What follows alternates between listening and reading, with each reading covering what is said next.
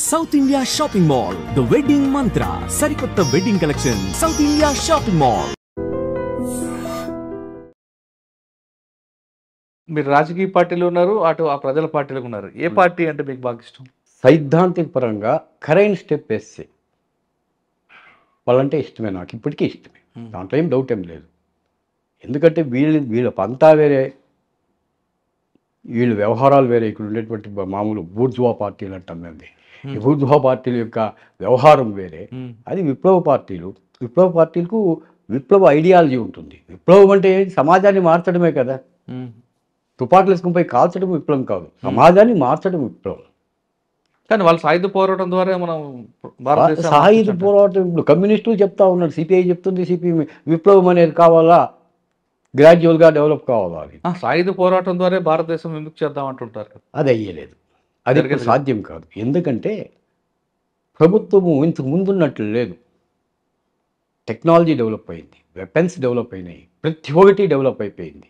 Even వాళ్ళ ఇది కూడా ఏమంటాం మనము, పంతా కూడా మారింది, పంతా కూడా మారి గ్రామాల వరకు వస్తున్నారు, డెవలప్మెంట్ జరుగుతూ ఉంది. తర్వాత ఇవి చిన్న చిన్న సంస్కరణలు, వాళ్ళు పెద్ద సంస్కరణలు కాకపోయినా కూడా చిన్న చిన్న సంస్కరణలు వస్తూ ఉంది.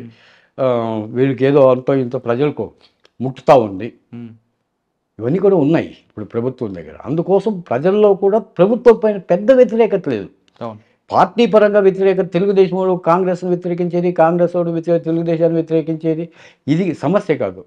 సమస్య ప్రజల్లో వీటిపైన వ్యతిరేకత పెద్దగా లేదు ప్రభుత్వాలపైన. అసలు భారతదేశంలో విప్లవం వచ్చే అవకాశం ఉందంటారు? ఇప్పుడు రాదు. విప్లవ పంతా మారాల, విప్లవం యొక్క రూపం మారాల. రూపం మారితే వస్తుంది. అంటే ఒకటి ఇక్కడ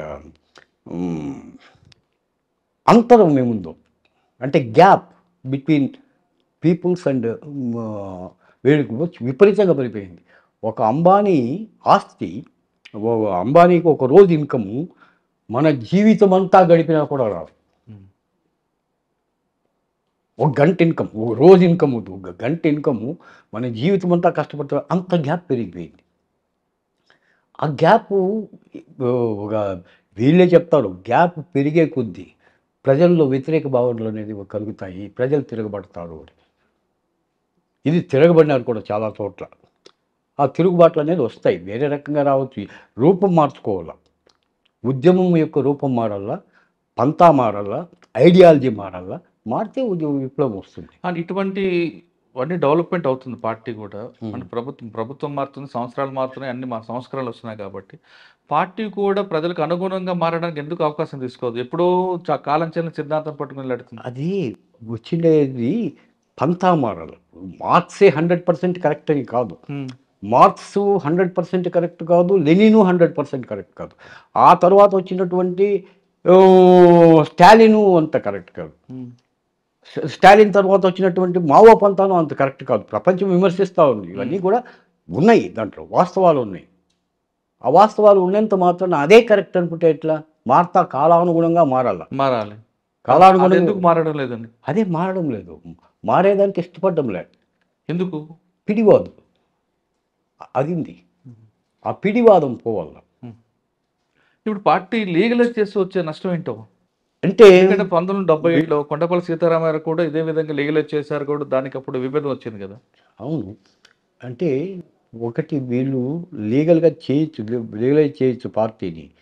వీళ్ళు భయం ఏంటంటే, మేము బయటకు వచ్చినామంటే ఏదైనా ఉద్యమం చేస్తే ఈ బూర్జువాళ్ళు పెట్టి బతకరు, చంపేస్తారు, ఈ యొక్క వనరులన్నీ దోచేస్తారు, ఛత్తీస్గఢ్లో ఉండే వనరులన్నీ దోచేస్తారు, మేము దానికి తిరుగుబాటు చేయాలా, తిరుగుబాటు చేస్తే మమ్మల్ని చంపేస్తారు. ఇది వాళ్ళ పంత. నేను 2-3 ఫ్రెండ్స్ని కూడా అడిగిన, సింపథైజర్స్ను, ఏమి ఇట్లుంది కదా పరిస్థితి, హాయిగా ఏమి చేయాలి దీనికి అంటే, వాళ్ళు ఏం చెప్పినారంటే, ఇవంతా అయ్యలేదు, వీళ్ళు పంతా మారడం లేదు, ఇంకా పంతా మార్చుకోవాలి వీళ్ళు. పంతా మారితే ఉద్యమం సాధ్యమవుతుంది, విప్లవం అనేది కూడా సాధ్యం. విప్లవం అంటే ఏమి, రెవల్యూషన్ అంటే ఏమి, గ్రేట్ లీప్. అవును, సన్నసన్నది కాకుండా ఒకేసారి ఎగిరిద్దు ముక్కడం. అది తుపాకుతోనే రావాలని ఏం లేదు, ఐడియాలజీలో కూడా రావచ్చు. ఐడియాలజీగా ప్రజల్లో కూడా చైతన్యం తేవచ్చు.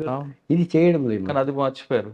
అది కేవలం సాయుధ పోరాటానికి పరిమితమయ్యారు. ఆయుధ తుపాకీ గొట్టం ద్వారా రాజ్యాధికారాన్ని సాధిస్తామనుకోవడం అబద్ధం ఇప్పుడుండేటువంటి పరిస్థితి. కానీ పార్టీ నమ్మేది దీర్ఘకాల పోరాటం ద్వారా వస్తుంది కాబట్టి ఎప్పటికైనా మనం అలా దీర్ఘకాల పోరాటం ద్వారానే వస్తుంది. అది హింసాత్మక పోరాటమా అహింసాత్మకమైన పోరాటం? ఒకప్పుడు పంతా ఉండింది, ఎందుకంటే పరిస్థితి అట్లుండింది, అందుకోసం తుపాకీ పట్టాల్సి వచ్చింది. ఇప్పుడు తుపాకీ పట్టాల్సిన అవసరం లేదు. ఇప్పుడు డైరెక్ట్గా ప్రజల్లో చైతన్యం తీసుకుని రావచ్చు. ప్రజలు కూడా ఎడ్యుకేటెడ్, అప్పుడంతే అన్ఎడ్యుకేటెడ్ జాస్తి ఉన్నారు, వాళ్ళకు ఐడియాలజీ లేదు, వాళ్ళ కోసం పోరాటం చేయాల్సినటువంటి పరిస్థితి వస్తూ ఉండే. కానీ ఇప్పుడు ఇట్లా కాదు కదా, ప్రజలు ఎడ్యుకేట్ అయినారు, చాలా వరకు ఎడ్యుకేట్ అయినారు. కానీ పార్టీ ఫినిక్స్ పక్షి లాంటిది అని అంటారు. ఫినిక్స్ పక్షి లాంటిది మళ్ళీ మళ్ళీ పుడుతుంది అని కష్టం. నాకు ఆఖరిగా చెప్పండి, నంబాల కేశవర్ గారు చనిపోయిన తర్వాత మీకున్న అనుభవం ప్రకారం పార్టీ మరొకసారి ముందుకు రావడానికి ఎంతకాలం పట్టొచ్చు? దాదాపు 1 సంవత్సరం 1.5 సంవత్సరం. సెకండ్ క్లాస్ ఇది సెకండ్ స్టెప్ లీడర్షిప్ ఉంటుంది, లేదని నేను చెప్పలే. కానీ ఆ స్టెప్ అంత బిర్యానీ తీసుకునేదానికి, ఇప్పుడు గణపతి రాజీనామా చేసేదానికి 1.5 సంవత్సరం పట్టింది. చేసి నంబాల కేశవరావును తీసుకుని వచ్చింది, ఆయన రిజైన్ చేసాడు. ఇప్పుడు నంబాల కేశవరావు చనిపోయిన తర్వాత అది మళ్ళా ఇది కావాలంటే పార్టీ క్యాడర్ మినిమం 1 సంవత్సరం పడుతుంది. ఆ సంవత్సరం కూడా ఎవరు ఎఫిషియెంట్ కాదు అనేది కూడా చూసుకోవాలి, పార్టీ నిర్ణయం తీసుకోవాలి. అని ఇంకొక ప్రశ్న చివరిగా, ఒకప్పుడు మీ కాలంలో సమాజం ప్రజలు వాళ్ళ అభివృద్ధి కోసం పాటుపడే యువతను చూశారు మీరు మీలాగా. అవును. కానీ ఇప్పుడంతా కూడా చెడు వ్యసనాలు, తాగడం, తిరగడం, బాధ్యత లేకపోవడం, సమాజానికి మనకేమి ఇచ్చిందని ప్రశ్నించే యువత జరిగింది. అటువంటి వాళ్ళకి మీరు ఇచ్చే మెసేజ్ ఏంటి? అంటే అలా విధంగా వెళ్ళమంటారా, లేదు మనకి సమాజం మనకేమి ఇచ్చింది కాకుండా మనం సమాజంకి ఏమి ఇద్దాం, మన బాధ్యత ఏంటి చేసుకుందాం అని చెప్తారా? అది నీకు దేశం ఏమి ఇచ్చింది అనేది కాదు, నువ్వు దేశానికి ఏమి ఇచ్చావు, సమాజానికి ఏమి ఇచ్చావు. సమాజంలో మన యొక్క పని మనం చేసుకుని పోవాలి, మన పని మనం చేసుకుని పోవాలి. చేసుకుని పోతే సమాజం నీకు కావాల్సింది ఇస్తుంది. కాకపోతే కొన్ని అవకతవకలు ఉంటాయి, లేదని నేను చెప్పను, అంతా పర్ఫెక్ట్గా ఎక్కడా ఉండదు, అవకతవకలు ఉంటాయి. కానీ మనకిచ్చినటువంటి పని మనం సిన్సియర్గా, ఇప్పుడు ఒక ఎంఆర్ఓ ఉద్యోగం ఇచ్చింటాడు, నువ్వు లక్షల లంచాలు తెస్తే అది సమాజానికి ఉపయోగం కాదు కదా. ఒక విఆర్ఓ ఉంటాడు, పెద్ద పెద్ద బిల్డింగ్లు కట్టినాడు ఈ ఊరిలో విఆర్ఓలు అంతా, ఇట్లుంటుంది. ఇది కాదు కదా, మన వర్క్ మనం చేయాలి, మన వర్క్ మనం చేస్తా పోతే సమాజం మనకు కావాల్సింది ఇస్తుంది. కమ్యూనిస్ట్ సిద్ధాంతం కూడా అదే, నువ్వు సమాజం నీకు ఇస్తుంది, నువ్వు సమాజంలో ఒకడైపో. అది చేయడం కూడా అది ప్రభుత్వాలకు అక్కర్లేదు, వీళ్ళకు అక్కర్లేదు, అట్లా తయారైంది.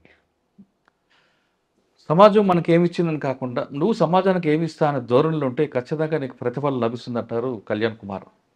పార్టీకి కూడా ఇప్పుడు నంబాల కేశవరావు గారు చనిపోయిన తర్వాత పార్టీ అంతరించిపోతుంది కూడా కాదు, కొంతకాలం పడుతుంది పైకి లేగడానికి. కానీ సాయుధ పోరాటం ద్వారా మనం ప్రజల్లో చైతన్యం తీసుకొస్తామన్నది అది కాలం చెల్లని సిద్ధాంతం.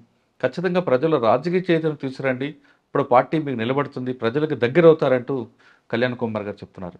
ఇది ఈ వారం కళ్యాణ్ కుమార్ గారితో ఎక్స్క్లూజివ్ ఇంటర్వ్యూ. వచ్చే వారం మరో కష్టం మళ్ళీ కలుద్దాం. అంతవరకు నమస్తే. Thank you very much.